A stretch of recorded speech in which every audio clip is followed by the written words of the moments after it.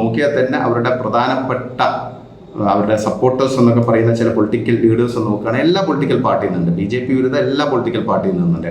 മഹുവ മൊയ്ത്ര, അതുകൂടാതെ കശ്മീരിലെ മുൻ മുഖ്യമന്ത്രി മെഹബൂബ മുഫ്തി, പിന്നെ അരവിന്ദ് കെജ്രിവാൾ 2 ആഴ്ച മുമ്പ് കൃത്യമായിട്ട് പറഞ്ഞു ജെൻസി തെരുവിലിറങ്ങണം, കലാപം ഉണ്ടാക്കണം, അധികാരം മാറണമെങ്കിൽ ജെൻസിക്ക് മാത്രമേ പറ്റുള്ളൂ, ഞാൻ എല്ലാ സപ്പോർട്ടും നൽകുന്നു എന്ന് പറഞ്ഞു.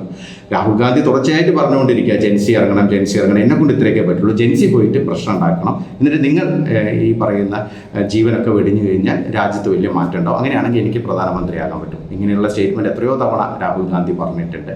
എല്ലാ നേതാക്കളുടെ ഒരു ടോൺ ഒരേ രീതിയിലാണ്. ഇപ്പോൾ ശശി തരൂർ പറയുന്നത് മികച്ച സാഹചര്യമാണ്, ഈ സാഹചര്യം മുതലാക്കണമെന്നാണ് അദ്ദേഹം പറഞ്ഞിരിക്കുന്നത്. കാരണം ഈ ജെൻസി ഒരു ആങ്കർ വരികയാണെങ്കിൽ അത് യൂട്ടിലൈസ് ചെയ്യാൻ സാധിക്കണം എന്നൊക്കെയാണ്. അപ്പോൾ ഇവരുടെയൊക്കെ ഒരു ടോൺ എന്ന് പറഞ്ഞാൽ മമതാ ബാനർജി പറഞ്ഞത് മോദി ഉടൻ അധികാരത്തിൽ നിന്ന് പുറത്തു പോകുന്നുള്ള, ബംഗാളിൽ തകർന്ന് തരിപ്പണായി നിൽക്കുമ്പോഴും പറയുന്നത് ഇതാണ്. അപ്പോൾ ഇതൊരു കൺസേർട്ടഡ് ആയിട്ടുള്ള ഒരു എഫേർട്ട് തന്നെയാണ്. അമേരിക്കൻ കൺട്രോളിൽ ഇപ്പോൾ സോറോസൊക്കെ നമുക്കറിയാം എത്രത്തോളം വലിയ ഫണ്ട് കൊടുക്കുന്നുണ്ട് എന്നുള്ളത്.